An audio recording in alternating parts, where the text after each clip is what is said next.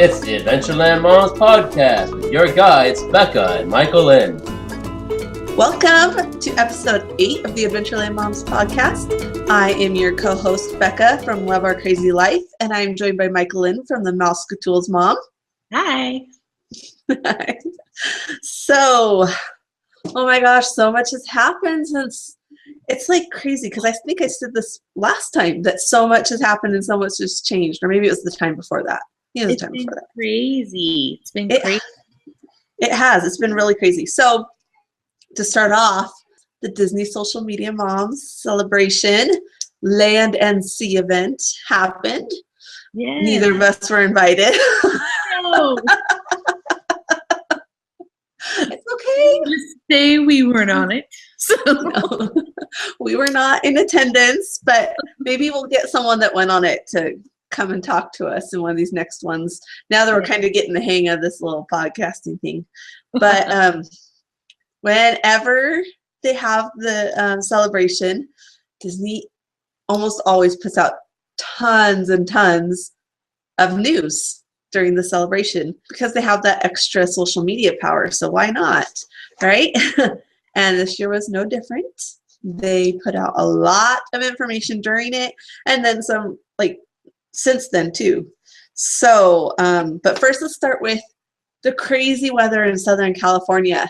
We've had it up here too with snow and stuff, but the rain, the amount of rain that they have been getting tonight, the night we're recording this, Disneyland is closing early for the second time this season, this winter.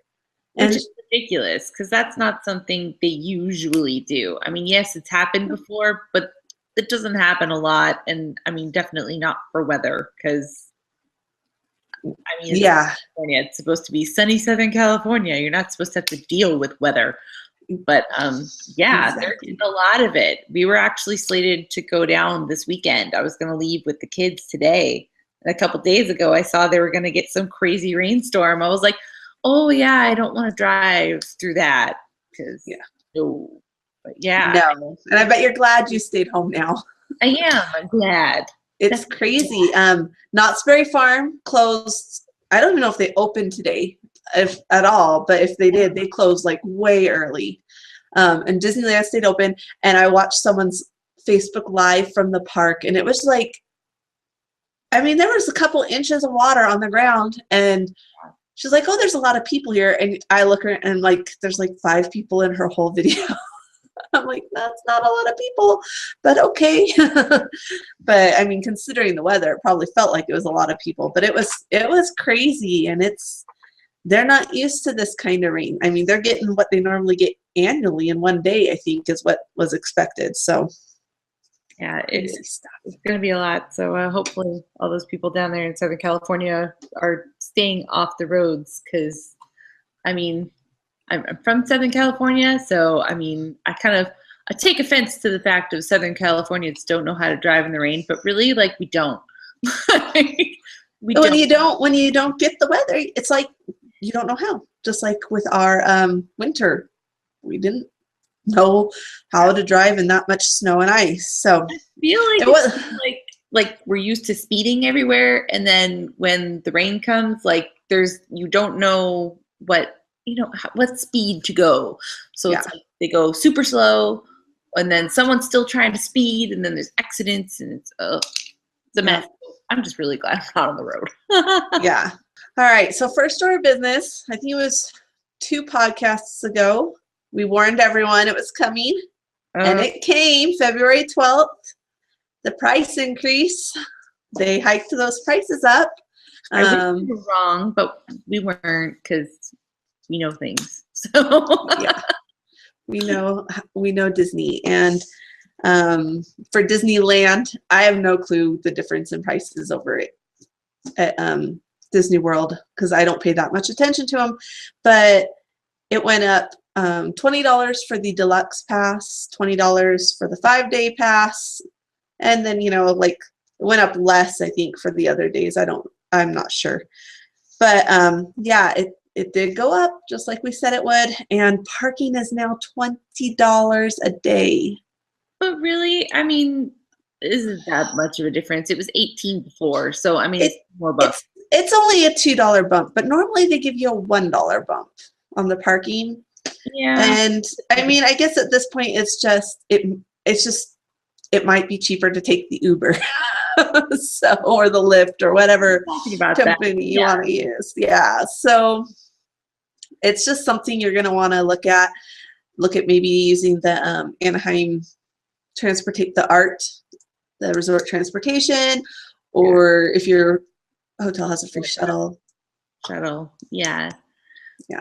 It's just, we are only looking at, because we're going down in June with my husband's family, and we're going to have 2 vehicles for how many people are going, and going for 5 days. Right there, you're looking at $200 in parking alone for the 5 days. So yeah, it can be expensive. Thankfully, our hotel does have a free shuttle. We don't like having to schedule our shuttle and leave at a very specific time, and that doesn't work very well when you have 2 toddlers. So we'll still take 1 car, but we're going to use the shuttle as well. So on to our big, huge, long list of announcements out of Disney, and we're going to talk a little bit about some of them. Some of them we'll just mention, but let's start with Star Wars Land. The dates, well, I shouldn't say the date, because it's not the date, but the general time. We know it's not going to happen in 2018. Basically, it's going to be 2019 before Star Wars Land opens. I really love that people had the confidence, though. There were so many people out there being like, oh my gosh, they're moving so fast. It could be 2017. Are you insane? They're going to build a land by 20. No. Well, they did. They built Disneyland in 1 year. Remember, from groundbreaking to opening day. But no. But not with how high tech these rides and how everything is now, and the detail they're putting into it. And yeah, no. But I think a lot of us were expecting 2018. So there were a lot of us that were hopeful, I think for 2018 maybe for Star Wars Land. But no, we're looking at 2019. But that means they have more time to make it amazing. They do. And more detailed rocks for you.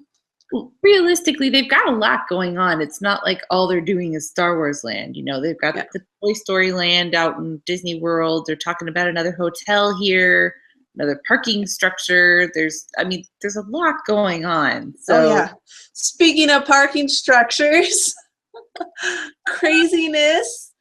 Can't believe it. That was crazy. Fire. Oh my gosh, some cars caught on fire in the Mickey's and Friends parking structure. Can you imagine being at the park all day, coming out, carrying your tired, sleepy kids and then finding out that your car had caught on fire? Not even that. Not even. Even if you were one of the many people whose car didn't get caught on fire, you're carrying your tired toddler to get to your car, and they're like, no, I'm sorry, we closed the structure. You can't get to your car. Yeah. What do you do? I know. Or if it's a rental car and it smells, the smoke smell, can you imagine? Oh my gosh, it's just, that's awful. Yeah. Rivers of Light had a soft opening earlier, starting from the Disney Social Media Mom Celebration until today, the 17th of February, and this is the official opening day of Rivers of Light. Obviously, we haven't seen it, so what have you heard about it? Good, bad, okay? Well, I've seen it online a little bit. I haven't watched the whole thing because I feel like I don't want to ruin it in case I ever actually get there. But but I heard it was pretty good. Most everybody that I've heard from or watched somebody review it has said that it was pretty good. Definitely worth going to see again. I heard the opposite. No, I heard, okay, so everyone that saw it at the Disney Social Media Moms had good things to say about it. But at that, I'm kind of like, well, you're there specifically to promote Disney. You don't want to get on their bad side because you want to be invited back. Maybe you don't like it as much as you're saying. That's kind of how I feel about that. I have a friend whose husband is works there, and he's a little higher up, and they're all AP holders, so they got to do the soft opening. They didn't care for it, honestly. They thought it was very short for how long you had to wait there. I think it was like 15 minutes, she said, That is maybe short. a little longer. But in all fairness, she also doesn't like World of Color. And it's kind of the same type of thing with the water and the images on the water. And the reason she doesn't like that is because you can't really always see them very well, depending on where you end up sitting. So she didn't like that. And she also felt, just like World of Color, she felt like it didn't have a real storyline, that it just was a bunch of pictures and things from the movies and stuff, and not a real storyline. Like, like Fantasmic has a storyline. And she says maybe I'm biased because my first Disney show in a park that I watched was Disneyland's Fantasmic. Yeah. And so then that sets the bar very high. But yeah, so, and a bunch of other people that I know that went also said it was kind of slow moving, kind of boring for their kids. So I think it's just gonna, I don't know, depend. So It was definitely better than the what was it, the Lion King thing that they had, or the Lion, what was it, the Jungle Book. Yeah, the Jungle Book thing. Yeah, that they had. I heard it was a lot better than that, and that they said that it was good, similar to World of Color, but that they would have liked some kind of firework element or something to it. That it was kind of a little flat, but they thought maybe yeah, maybe they would add something at some point, but I don't know. Oh, that's sad. I still heard it was okay, even with that. But. Yeah. All right. So next thing on the list, with Beauty and the Beast coming out, they've announced that there's going to be some special stuff going on at Disneyland and Fantasyland. Yay. And what I am most excited for is the gray stuff is coming to Disneyland. Yay! So I have a little list here of the things that are coming to Disneyland for this. Pinocchio's Village House. Yes. Yep. They are turning that into the Red Rose Tavern, and it will have a different menu with French food and the gray stuff. Gray stuff. That's what I'm most excited for. Yep. We're gonna have curtains. They will have the royal reception, which is not going to be a meet and greet like it sounds like it would be. It is actually going to be a special merchandise, I'm going to guess cart adjacent to the tavern. Did they say it was a cart? They didn't say it was a cart, but I can't figure out where else would be adjacent to it unless it's going to. I think it's going to be in the meet and greet was. Okay, that's the other place I was thinking. So maybe in that meet and greet, they might have a store inside of there. Gaston will be doing meet and greets and be out and about in Fantasyland. Finally, I get to meet my love. Maurice's Treats, which is over by I cannot even. Princess Fair. Yeah, Princess Fair. Over by where they do all the princess meet and greets and stuff. What is that little area called? I'm in it. I'll help you. I got it. I just cannot think today. Okay, so anyways, it's a little cart there, and they have some delicious like twists and things, and they'll have some new offerings.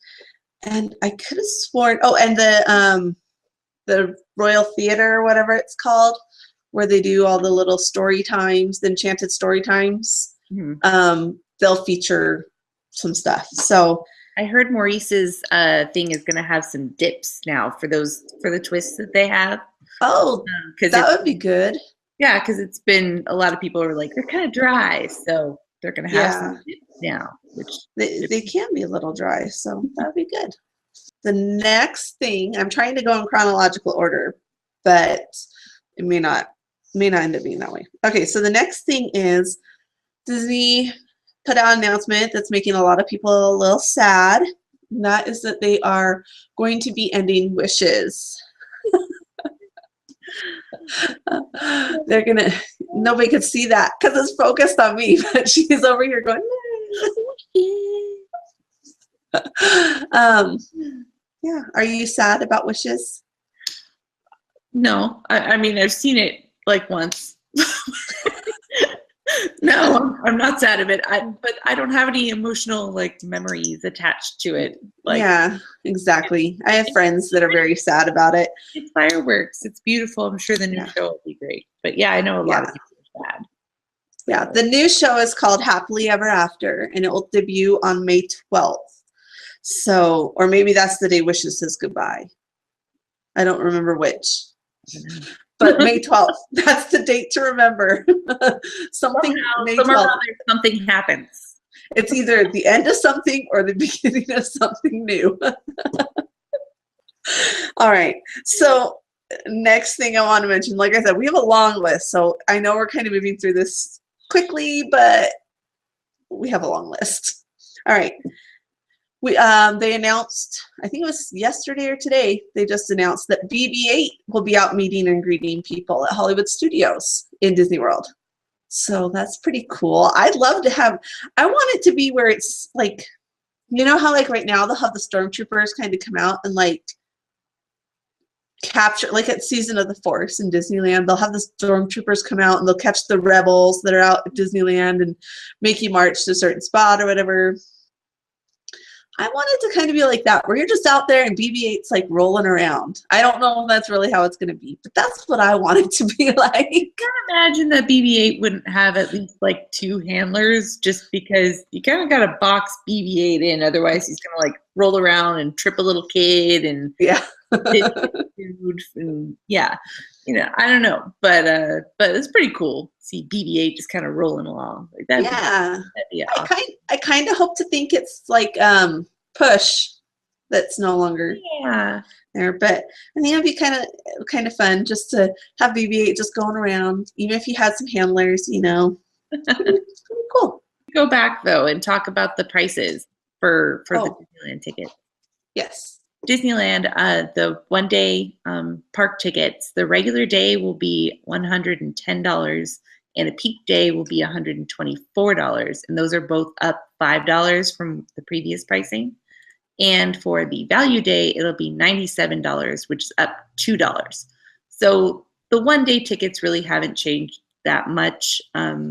Pretty similar to the parking increase, which was $2. But also, the thing that didn't happen with Disneyland was that the annual pass monthly payment option did not go away. It was widely projected that that was going to disappear, and supposedly they were ready to stop that, but decided to go back on that decision at the last minute. And that's I mean, that's hearsay. We have to put that. Getting rid of it was hearsay. I don't know, but that's the rumor on the street. But I mean, I do expect that to go away at some point in time. I don't know how you feel, but I do think that it would cut back on a lot of the overcrowding problems that Disneyland has. What do you think? It would. I have a lot of friends in Southern, I'm in a mommy group online where there's a huge amount of, I mean, most of them are in Southern California, right around the Disneyland area, and all of them are on that plan, and that's why they do it, because it makes it a lot more affordable for them. And I think that if it were to be an outright payment that they had to make for these people that have 5 or 6 people in their family, it's going to cut that down big time.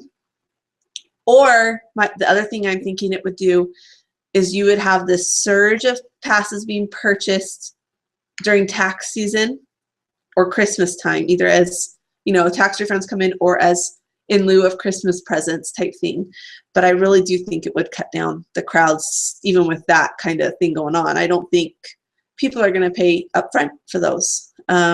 It's hard, especially with the price increases that have happened. I mean, not just recently, but over the past few years. Yeah. I mean, it's not what it used to be, you know? Yeah. And I do have to say, I always am just shocked when I look at the pricing, because a lot of times when I read the price increase, it then has Walt Disney World's included in whatever article I'm reading.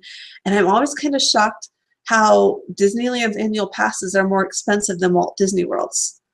And I think it's because there's so many locals getting the passes. Not to say there's not locals. I mean, we know there's locals in Florida getting the passes. We all have friends, but there's more space for all of those locals there. Yeah, there's a lot more space for all of them. And I don't think it's as many locals having those passes personally.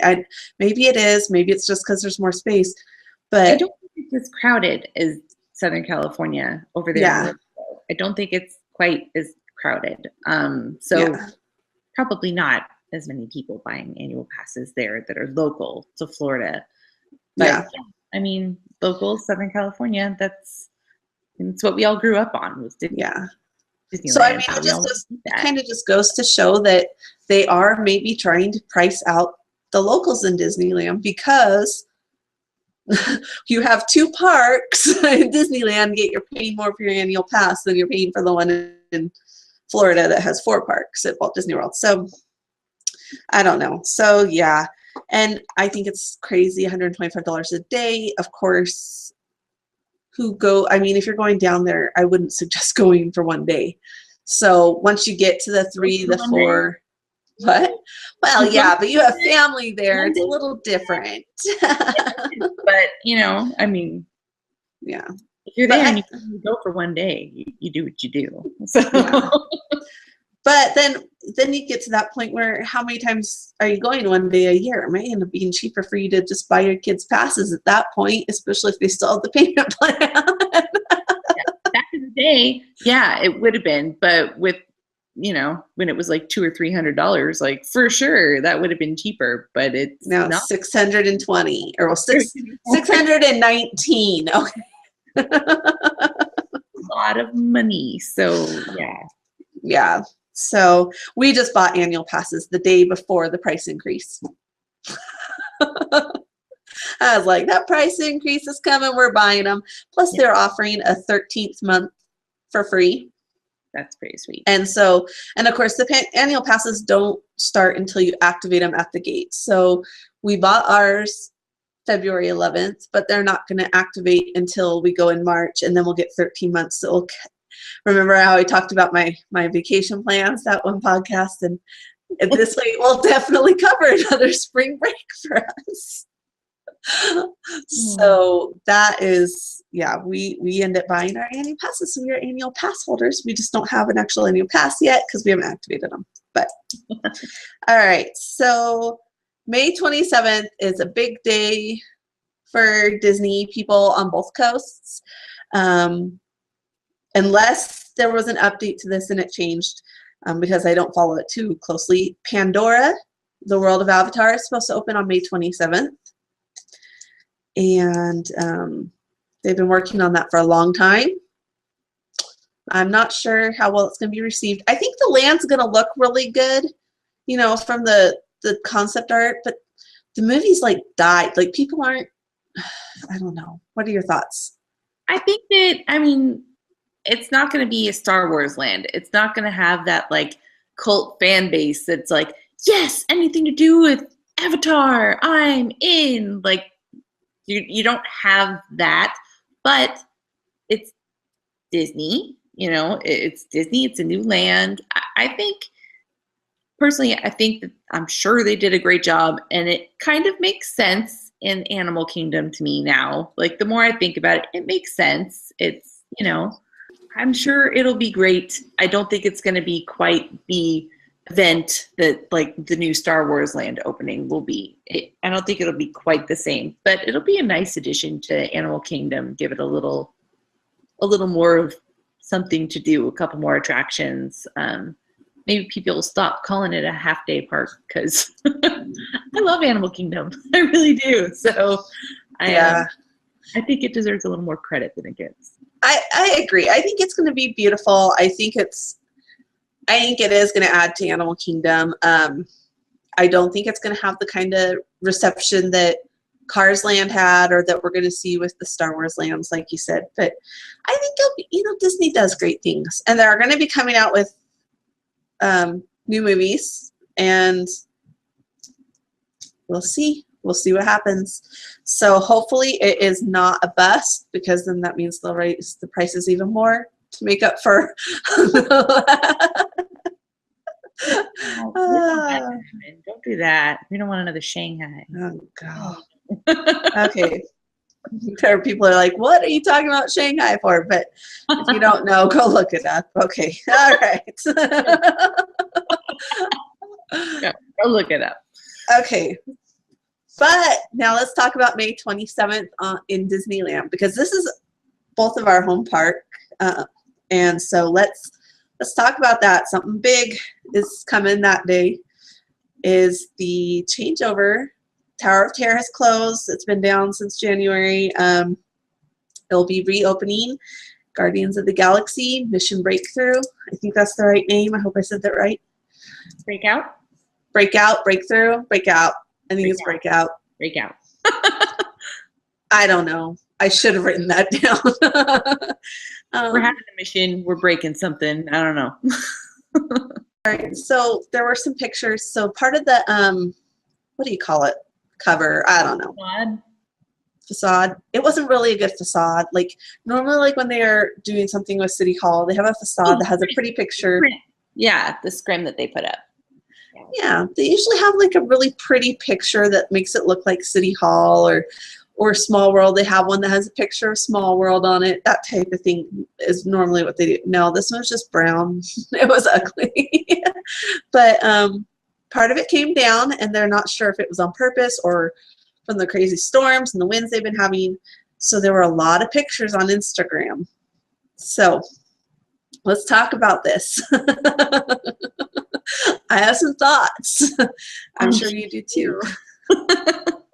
So I'm going to be honest. I was sad Tower of Terror was closing, but I was hopeful for this new ride, because I'm not a huge Marvel fan, but I did like Guardians of the Galaxy, and I'm excited for the second one. So I was pretty excited for it. And I was like, okay, yeah. When I saw the first Instagram picture, I was like, okay, yeah, that looks exactly like they said it was going to look. And then I saw an Instagram picture that showed it from Buena Vista Street. And I about cried. Oh, no. It ruins, to me, it ruins the atmosphere of Buena Vista Street to me, because it doesn't fit in with that 1920s feeling. And Tower of Terror was able to kind of fit in with that a little bit, whereas this is not going to fit in with it. I don't feel like it really fits in with Hollywoodland, because it's kind of set to the same, But I try and remember that people thought Walt Disney was crazy when he did the Matterhorn, because it was going to ruin the look for all the theming that they've done. So I'm trying to remember that, and I'm trying to have an open mind. But it was just that, man, seeing it with the picture with the Carthay Circle Tower and that behind it just kind of made me, I was like, that just doesn't fit. It doesn't feel right. What do you think? I don't know. I mean, we don't often go on the ride, so the ride itself isn't, a big deal to me per se, but I love the idea of it, and I like the way it looked, and I thought that Tower of Terror was great with Hollywoodland. I thought it fit fabulously with the 1920s, the theming of California Adventure. And I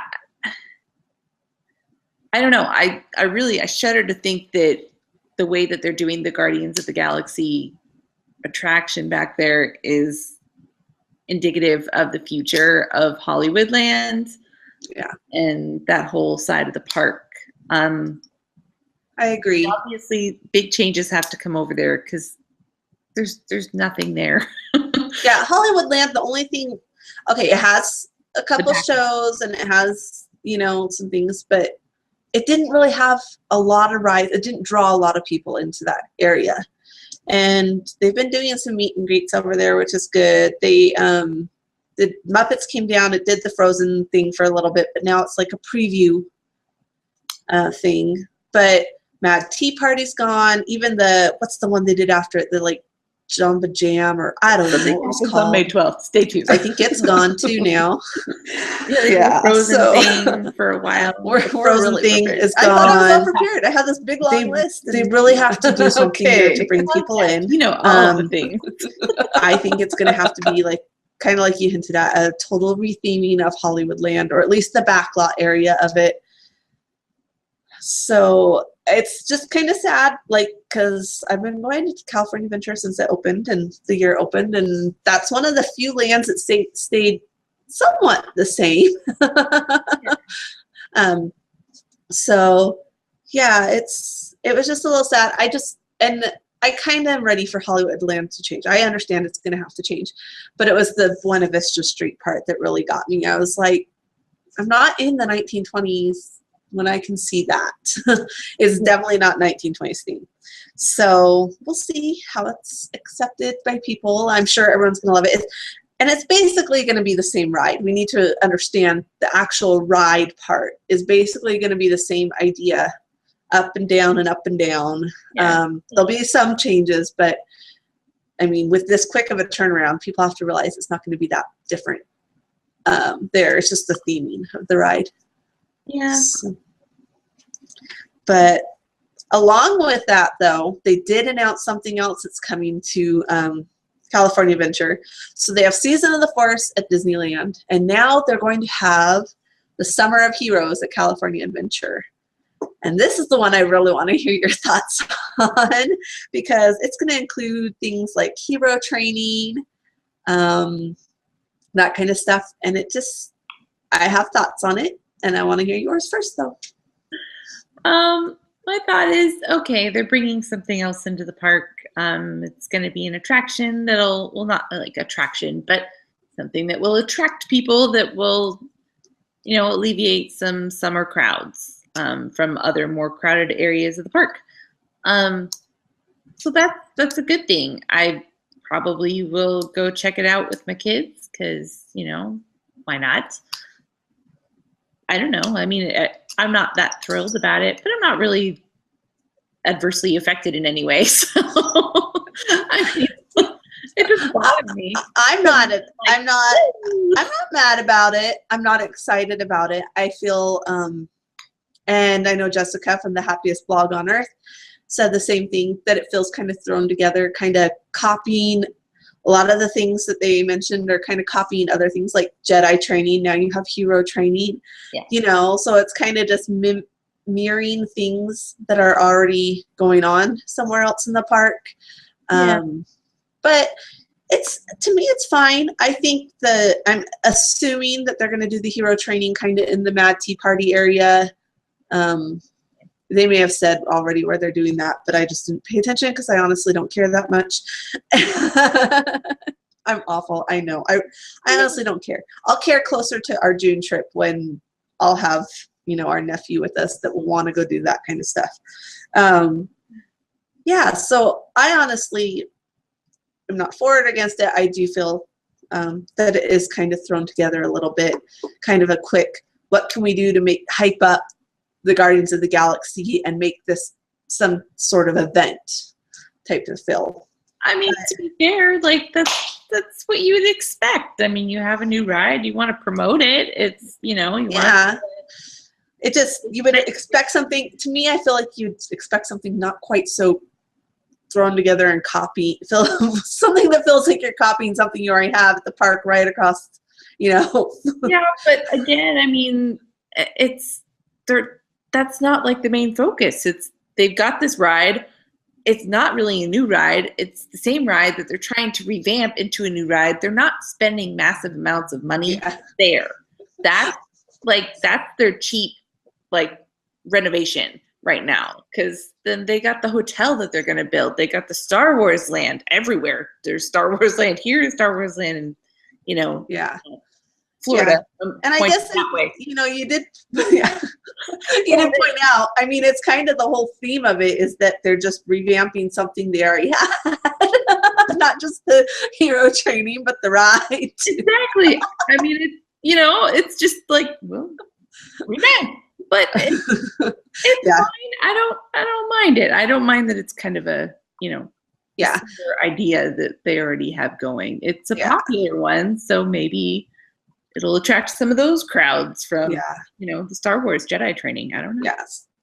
Doesn't bother me. Of course, my kid's probably not going to do it because I'm not going to sit around and I don't even know if they're going to have a sign up like they do in Walt Disney World for Jedi training, or if it's going to be kind of a raise your hand and pick me type thing. I don't know, but I'm not going to sit around if it's a raise your hand and pick me type of thing. So I am a mean mom. I am so mean. Well, no, I mean, to be fair, you're sitting around hoping to get picked and you don't. And then you're like, well, that was a waste of time. Yeah. Well, and my son would have a meltdown if he didn't get picked. So I'm just not going to do it if that's it. If it's a run like it is at Walt Disney World and I have to make my husband book it over there first thing in the morning to sign him up, maybe. But yeah, we won't sit around and raise our hand and hope to get picked. That's my whole list. And that is all we have for you this evening. If you liked this video, be sure to hit a thumbs up and don't forget to hit subscribe.